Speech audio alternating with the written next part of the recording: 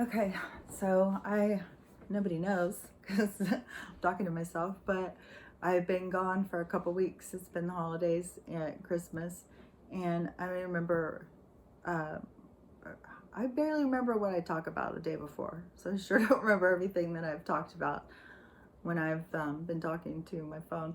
Um, but anyways, I think I had said I was going to be staying home, but I can't remember.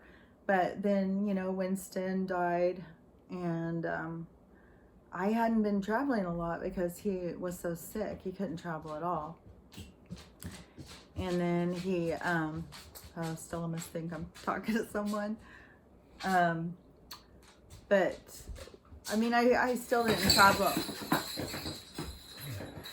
I still didn't travel a lot because he was always had car anxiety.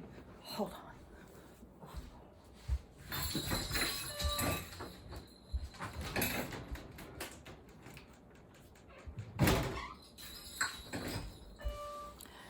I should have just got the firewood. It's freezing again today. It's so rainy. I don't know. Cold feels so much colder when it's wet. But I was going to make a fire because I'm freezing. And then I was like, no, she's calm. She's laying in the bed. But then, of course, as soon as I start talking, that gets her up. But anyway, so we weren't traveling a lot anyways because Winston had horrible anxiety and he's like panting and puking in the car and stuff. So I had been waiting because Stella doesn't mind traveling. She just lays her big old self down in the back. That's why I like having a station wagon. She'll just lay herself back there and sleep mostly. Or she'll go up between the seats and watch out the window. It's so cute. Gosh, it's so amazing to watch a dog think. It's just crazy. But anyway, so I wasn't going to travel, and then Winston died, and so then I could. Then there was the whole drama of no, I couldn't go for my own health, my own safety. I needed to stay home. It's like I don't understand how people don't see that's not living any kind of life, to just live in your home and do nothing, see nobody. I've had plenty of time by myself.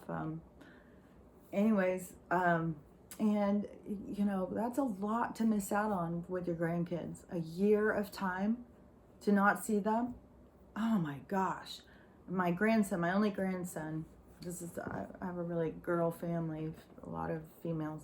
My only grandson, and now he's like, I'm sure he was taller than me.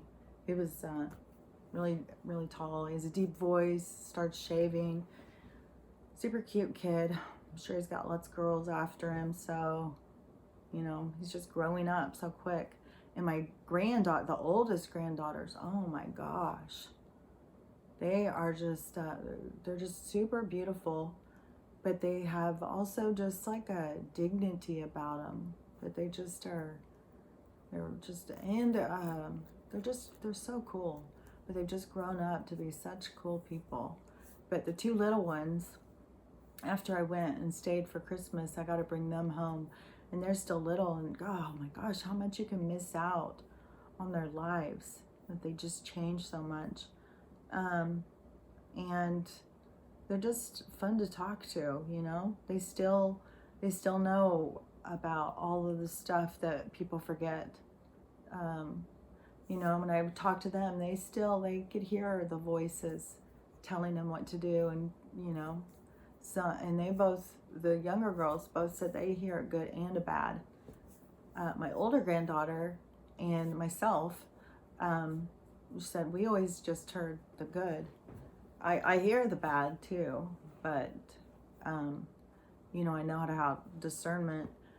Little kids have to figure that out, and they have the good and the bad. They have to figure out because the bad can be tricky. It uses so much manipulation in your head to tell you to doubt yourself and to trick you into doing things.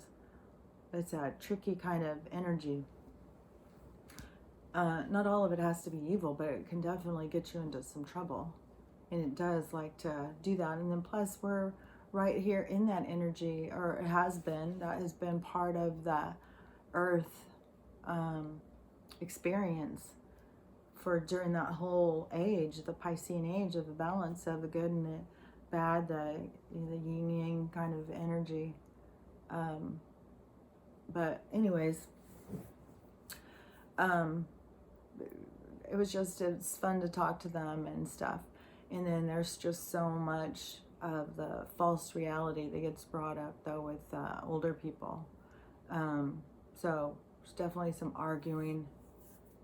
I just have no patience anymore. I'm just really, really sick of it. Like, you can't just have a normal conversation. They don't understand things. They're still stuck in this three-dimensional thing. You can't talk about transformation and stuff.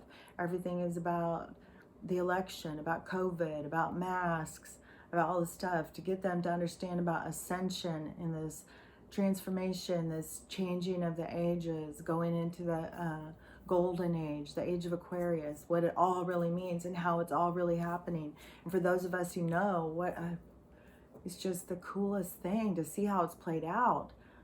Like there's so many of us who knew what was coming, and we didn't know how it was going to play out. There might be a few people who did that I've just never heard talk, but mostly everybody's just like had no idea this was how things was going to play out.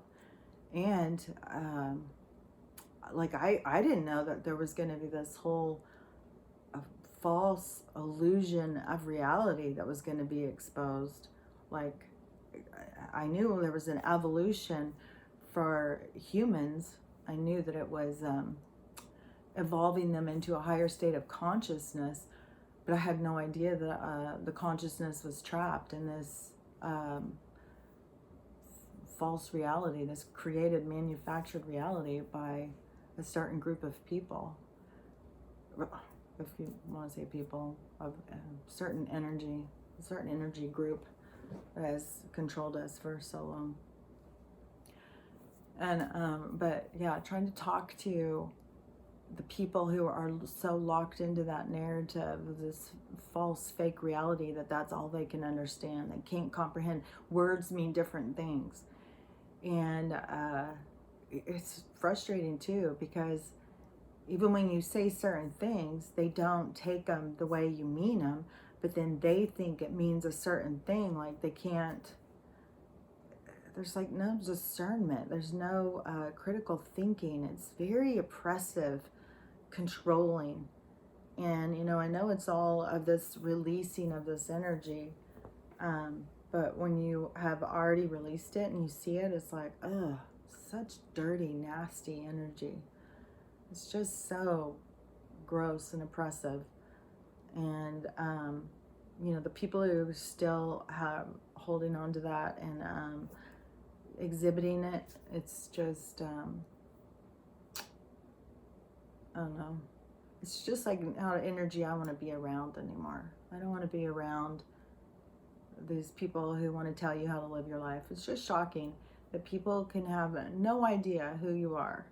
Especially for me, with having the brain injury and that just completely transforming my life. I mean, because with the brain injury that I had, I couldn't keep my nursing license.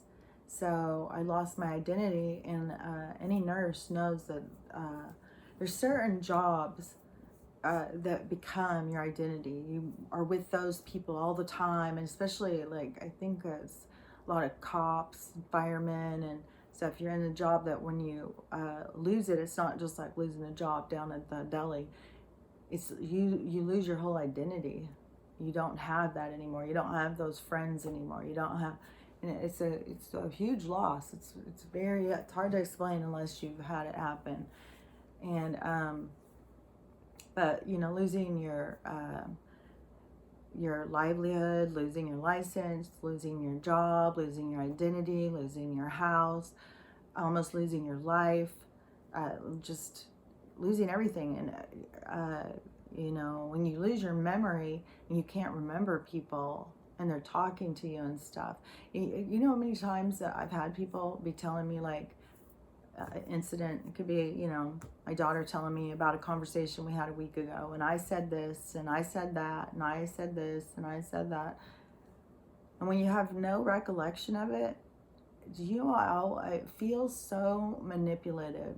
It feels like you could tell me anything, and and I wouldn't know if I really did it or not. And it's horrible. I know they've shown it in movies and stuff like that, but people can take advantage of that, and sometimes you'll feel like people are taking advantage of it because there's things people tell you and you have no at all memory of it. It's like, I can't even tell you how many things people have told me where I feel like they're talking about someone else. I mean, I would have a feeling about this. I would have some memory. It would trigger something, right? It's weird. And they had explained it to me. If whatever goes on all through the day, every little thing, every little conversation, every nuance of the day, if it doesn't attach to something that's already in there, then it just goes away like it was never there. And if I relate it to something, but you don't relate. I mean, I can purposely go into certain thing, and keep relating it. Like, okay, I want to remember this. Okay, if I relate it to this and relate it to this, then find something in there that's still in there, and put it onto that. But still, even when you go to bed and you wake up, it's like a clean slate, which can be good, but it can also be I think there's a lot of good things about it. It makes you where you just have to let go of stuff, and one thing is, like, if something's bothering me, I just know, like, okay, it's only going to bother me until I go to sleep. When I wake up tomorrow, I won't even barely remember it even happened, if I remember it at all. So there's a lot of good things, because there's no reason for us to hold on to things. Like, when we hold on, like, because we can't change it, we can't do anything about it. There's nothing you can do about the past but learn from it. I 100% believe that's what this whole life, everything about incarnation is about. It's just about learning and growing. And this time on earth right now, this huge shift in consciousness is the ascension. It's what is this giant shift, is the consciousness of a whole species to just move forward and move up into technology and stuff. It's like, oh my gosh, this is just such an exciting time. And so many people are so wrapped up in these three-dimensional paradigms and fear and all that, and they have no idea what a joyful, exciting time this is. But I've really had to come to the resolve that these people just, that's the journey they wanted. Whatever it is that they're going to get out of this experience, it's what they wanted. And it just is so hard for me to wrap my head around it, to understand it and grasp. Like, to have no awareness right up into the moment. It's like that, right? I have no awareness up to the moment of birth or something. Like, I don't know. I don't get it. It's really strange. But yeah, I mean, I just was telling one of my daughters again. I keep trying to tell people, that don't see it, but you can't. They have to see it. They have to find something that sparks that thing in their head to see it. Otherwise, they can't see it. You can try all day long. You can hold up signs. You can beat on windows. You can show them evidence, everything. And they just can't see it. They have no idea. This false, elusive, illusionary reality has been manufactured to control us and enslave us. And it's just going to be so great, though, once we get to the other side and, everybody's awake. I just know that, it's not going to be like this quick jump. We got to go through this year, 2021.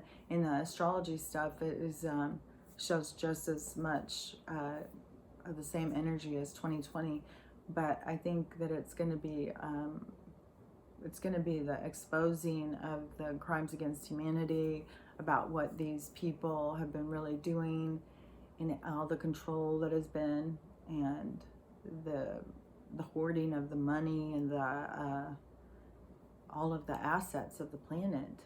Um, so that's going to be very traumatic and hard for a lot of people, and I think that's where it's going to be. So next year it's going to be a lot of pain and stuff. And I think I'm just going to get in my car and just travel, just like drive out to the Rocky Mountains, just sleep in my car with my dog, and just, just remember how beautiful everything is, and how lucky we are to be here, how lucky we are to be alive, because it's going to be very dramatic, it's going to be very emotional, and there's going to be people falling apart all this year of the realization and the reality and stuff, and letting go of all these paradigms that people have held on to.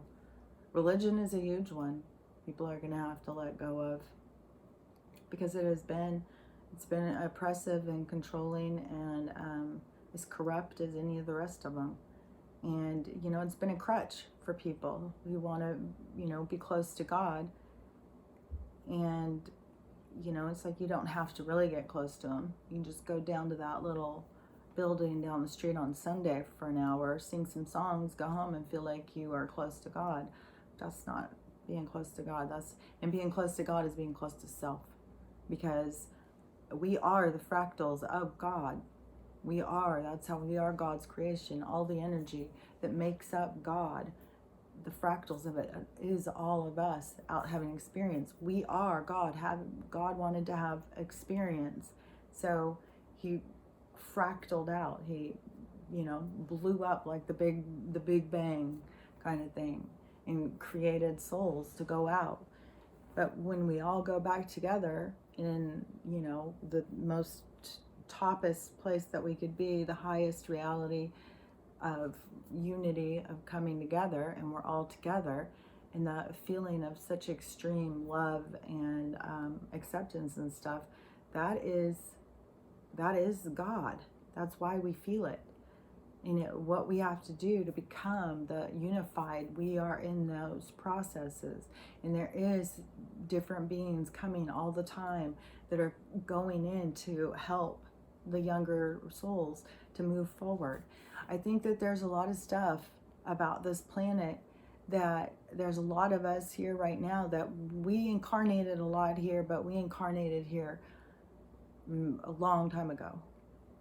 Like when I was a little kid, I was obsessed with Atlantis, and I had no idea why I was so obsessed with it. I don't even know where I ever heard of it, but I knew I knew I was I knew I was from Atlantis. I knew about Atlantis. And I feel like there's a lot of us that were in those places, that we are the ancestry that has come in to help move people forward. There's ancestry on the other side, there's ancestry here, when you understand about incarnation, and but all the souls, we always have each other to help us. I mean, we're leaving this paradigm of judgment and division, and we're going to go into unity. It's going to feel so much more of that God-centered love and stuff, but people have to go through these traumas to find that unity. Just like, people had would go out and socialize and sit on their phones the whole time. You could be sitting in your bedroom on your phone. You can sit in your bathroom on your phone. You don't need to go out to a restaurant and invite all your friends and then sit on your phone. And people thought that was going out, that was acceptable. And now people have realized, like, no, that wasn't socializing. We've missed out on all the socializing. When we go out and socialize again, phones won't be involved, or maybe some picture taking or whatever, but people are not going to be just sitting there on Facebook talking to whoever,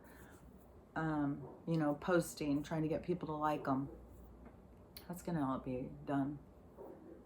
People are going to be excited to be out, excited to be with each other. It's going to be such a different kind of energy, and it's going to be so exciting. And I just look forward to all that. But this year, well, there's just so much going on. I think I'm just gonna travel and go out and stay away from the TV. Like, any of us who already know what the crimes are, I mean, we've already had to go through that part of not being able to sleep and stuff. I don't really think I need to see anything else or know anything else. I know how bad it is, and I know how disgusting and disturbing it has been, and it's gonna be super hard on the people who just have no awareness of what this has been. So, and there's probably some trials I'm going to tune into for sure. I was just telling somebody that I maybe would come and watch some with them, because there's certain people that, yeah, I just want to see the justice. I want to see them. But I'm not going to tune into all this stuff. Especially now, like, we've got these people coming back from the dead with all these fake deaths, in witness protection. There's going to be so much stuff that is going to be exposed. And for all of us truth seekers, conspiracy theorists, investigative, whatever, all the labels that we get called, that have looked into all this stuff and we've seen it and we know already, we don't need any more proof. And I just want to enjoy this year and not get caught up in the drama. Just one good thing too, I think about this with the quarantine and stuff, because I pick up my groceries and stuff now, and it's not because I'm scared to go in the store or scared to be around people. I'll go around people with no mask. I don't give a shit. Sickness has been out there my whole entire life. We have been at risk of dying since the day we were born. And I'm not going to get caught up in all this fear and phobic behavior and stuff. But the reason I pick it up is I can't stand it. I can't stand going in and walking past these people who are scared to have you walk past, just the energy in the stores with all these people who are so caught up with the bullshit. It's just, I just don't want to deal with it. It's not fun. I used to love to go to the thrift store and stuff, but it's just not fun to do some of that stuff with all the restrictions and the phobic people out there. So, anyways, I keep looking up there to see how long I've been talking. This one's longer than normal. I just kept feeling like, oh, I should say some stuff. There were so many things, like, while I was driving and stuff. Oh my God, when I was driving, in my head, I'm sitting there like, oh, I'm going to record about this. I'm going to talk about this. Just the stupid stuff people do on the roads, especially when you're driving way out, there is like no manners. People are just so rude and so selfish when you get out there. And I don't think they have any awareness. I think they're so unaware of themselves. But anyways, there would be so many things happening. I would think, oh, I got to talk about this. I got to talk about this.